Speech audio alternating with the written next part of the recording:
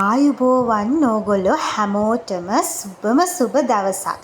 ඉතින් සුජා and soil සිටි life අපේ YouTube channel එකට හරිම ආදරයෙන් ඕගොල්ලොන්ව එකතු කරගන්නවා. ඉතින් යාළුවනේ ඔය අද ඕගොල්ලෝ දකින්නේ අපි වැඩ ඉවර වෙලා වේලසන ආපු දවසක්. මේ දවස්වල කැම්පස් එක නිවාඩු දීලා තියෙන හින්දා අපිට ගොඩක් වැඩ අඩුයි. ඒ හින්දා තිබ්බ වැඩ ටික ඉවර කළා 3:30 වගේ වෙද්දී අයියයි මායි දෙන්නම ගෙදර ආවා. ඇවිල්ලා අපි දෙන්න හිතුවා හොඳට රස්නෙට උණුවට බත් චුට්ටක් උයාගෙන කමු කියලා. ඉතින් එයා මේ අද චිකන් අරගෙන ආවා. අරන් ඇවිල්ලා එයාම හොදලා එයාම මට කපලා දෙන්නම් කියලා කිව්වා. උයන්න කියලා. ඉතින් මේ දැන් එයා චිකන් කපලා දෙනකන් මම ඉතුරු වැඩ ටික කරන්න තමයි ලෑස්ති වෙන්නේ. ඉතින් ඕගොල්ලෝ දන්නවනේ නගරයක ජීවත් වෙන එක හරිම අමාරුයි. ඒ වගේම හරිම කාර්යබහුලයි. ඉතින් මේ වගේ නිවාඩු දවසක් ආවහම තමයි අපිට එකට එකතු වෙලා අපේ දේවල් ෂෙයා කරගෙන අපිට ටිකක් සතුටින් ඉන්න කාලයක් හැදෙන්නේ. ඉතින් ඇත්තට මේක සතුටින් ගෙවෙන කාලයක් නම් නෙමෙයි. මේ දවස්වල තිබ්බ ආපදා තත්ත්වයක් එක්ක බොහොම අමාරු කාලයක් වුණා අපිටත්. හැබැයි මොන අමාරුකම් ආවත් හිතේ හයියෙන් අපි එකට ඉන්නකම් අපිට නැගී හිටින්න ශක්තියක් තියෙනකම් අපිව කවදාවත් වටන්න බෑ. ඉතින් මොන දේවල් නැති වුණත් අපි හැම වෙලාවෙම උත්සාහ කරන්න ඕනේ අපේ හිතේ හයියෙන් අපේ ශක්තියෙන් නැගී සිටින්න. ඉතින් අපි ආපහු අපේ ජීවිත මුල ඉඳන් පටන් අරගෙන අපිට සිද්ධ වෙනවනේ අපි මේ පටන් ගත්ත ජීවිතේ මොන බාධක මොන ප්‍රශ්න මොන කර්කශ දේවල් ආවත් අපිට ජීවිතය අතාරින්න බෑ.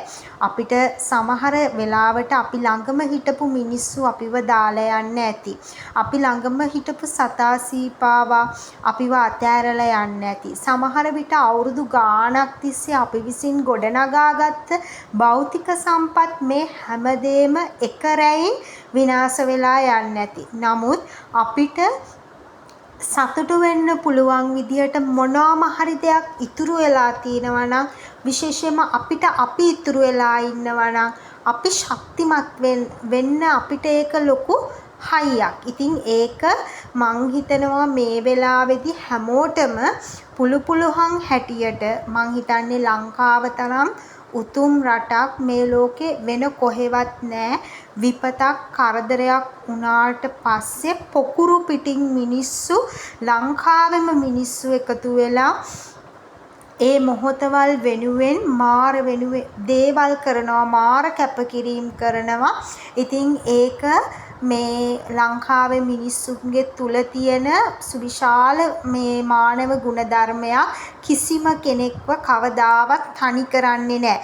ಜಾති ආගම් බලන්නේ නැහැ, කුල මල බලන්නේ නැහැ, මේ වර්ගවාද බලන්නේ නැහැ. මේ කිසිම දෙයක් නැතිව තමන්ගේ ළඟ තියෙන අන්තිම රුපියලෙන් හරි තවත් කෙනෙකුට ශක්තියක් වෙන්න පුළුවන්, හිත හදාගෙන ජීවත් වෙන්න පුළුවන් මිනිස්සු කොටාසයක් අපිට ඉන්නවා. ඉතින් අන්නේ පිනම ඇති අපිට නැගී සිටින්න. ඉතින් මං හිතනවා මම ඇතුළුව අපි බහුතරය අපි හැමෝම ඒ මොහොතවල් වලට මූණ දීපු වෙලාවේ ඉඳලම හැම කෙනාටම අපිට පුළුවන් හැටියට අපි උදව් කළා ක්‍රියාවෙන්. ඉතින් ඒක මං හිතනවා අපිට හැකි පමණින්නේ අපි එතකොට අපිට කරන්න පුළුවන් මට්ටමක් තියෙනවා. ඒ මට්ටම තුල ඉඳගෙන අපි ඒ දේවල් වලට දායකත්වය ලබා දුන්නා. ඉතින් ඕගොල්ලෝ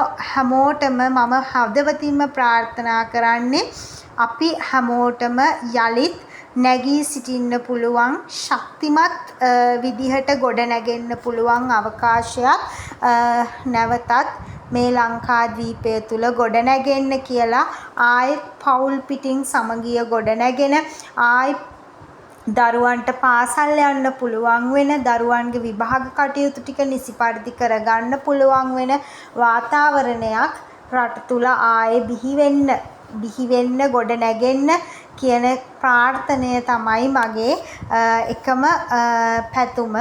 ඉතින් මං මේ ටිකත් කියන්නේ ඇත්තටම මේ උයන ගමන් අද වේලසන ආපු නිසා තමයි මේ විදියට පොඩි vlog එකක් කරන්න හිතුවේ.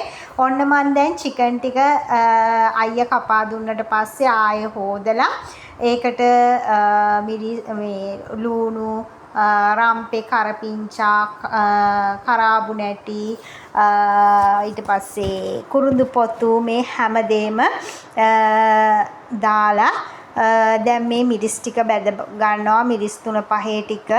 මොකද මේ මිරිස් 3-5 ගුලියක් හදා ගන්න ඕනේ මට චිකන් ඒවා හදද්දි. ඉතින් දැන් අපි ජීවත් වෙන්නේ මේ කොළඹ නගරයේනේ. එතකොට අපේ ගම්පැති වලට නම් ලොකු කරදරයක් වෙලා තිබුණේ නැහැ. කොළඹට ගත්තට පස්සේ කැලණියේනේ අපි ඉන්නේ. කැලණිය අවටනේ. එතකොට කැලණි පාලම යට ගත්තාම මුළු සමස්ත ගෙවල් සේරම මං හිතන්නේ විශාල ජල කඳකින් යට වෙලා තිබුණා. සමහර ගෙවල් පේන්නේවත් නැති තරම්. ඉතින් හරිම ඛේදනීයයි. මොකද ඒ කැලණි පාලමයට ජීවත් වෙච්ච හැම මිනිස්සෙක්ම අපේ ජීවිතවලට ගොඩක් සම්බන්ධයි.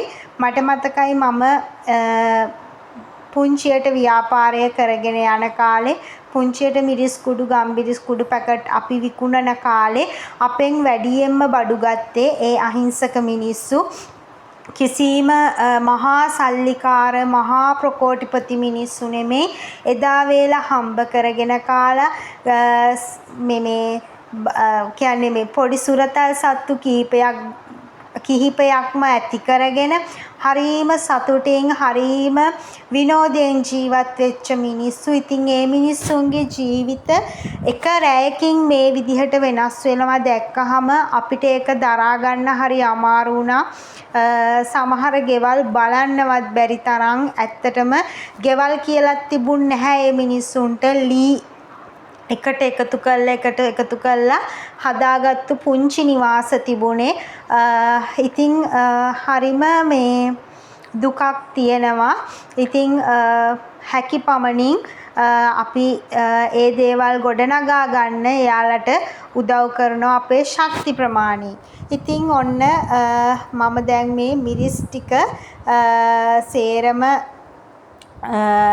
මගේ චූටි වංගෙඩියට දාලා කොටා ගන්න තමයි හදන්නේ. ඔය පේනවනේ.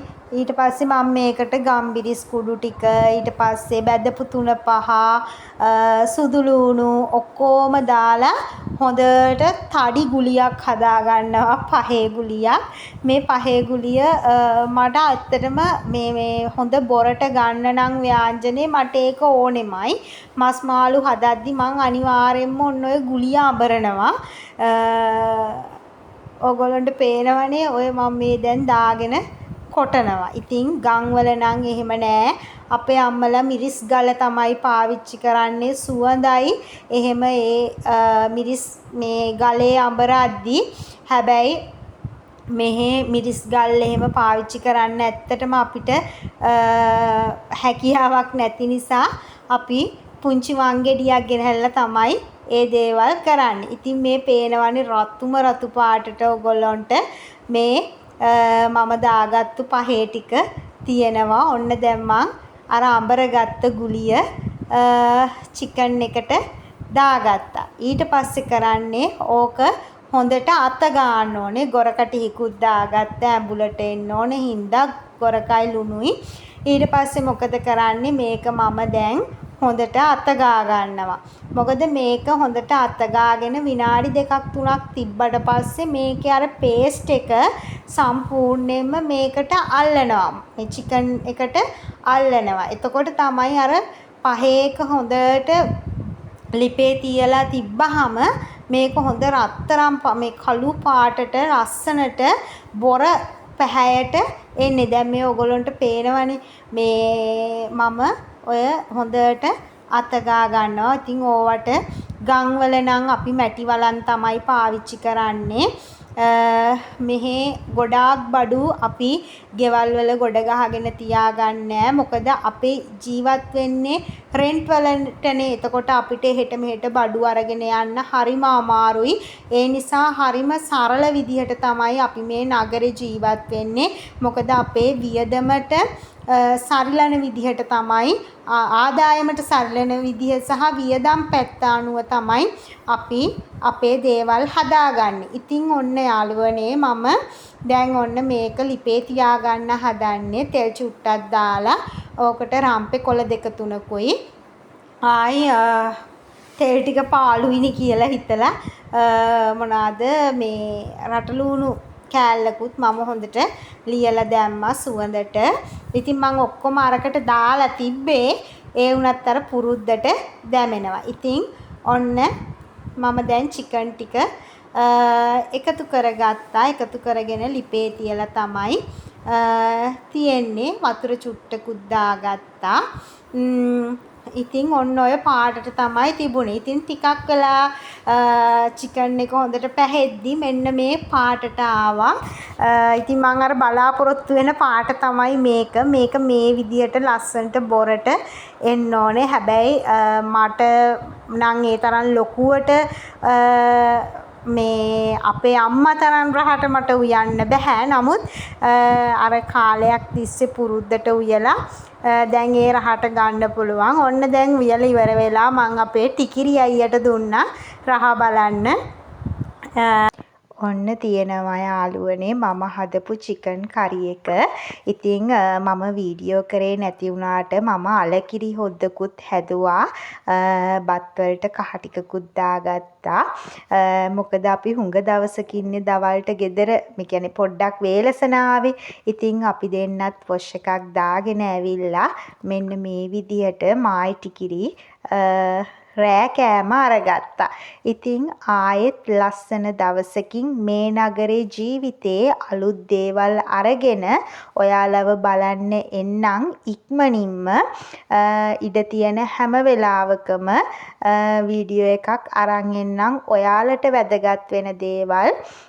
විශේෂයෙන්ම මම බලාපොරොත්තු වෙනවා වැඩසටහන් කීපයක්ම ඔයාලට වැදගත් වෙයි කියලා මායි ටිකිරි දෙන්නම අර ඕගොල්ලන්ට ඉදිරිපත් කරන්න කොහොමද මේ නගරයකට ඇවිල්ලා ගමක ඉඳලා අපි ජීවිතේ පියවරෙන් පියවරට ගොඩනගා ගන්න කියලා. ඉතින් අදට ගිහින් එන්නම් ඕගොල්ලෝ හැමෝම පරිස්සමට ඉන්න කියලා තමයි කියන්න තියෙන්නේ. හැමදේම හොඳ අතට හැරෙයි. එතකන් ශක්තිමත්ව කඩා වැටෙන්නේ නැතුව ජීවිතේට ධෛර්ය සම්පන්නව මුහුණ දෙන්න.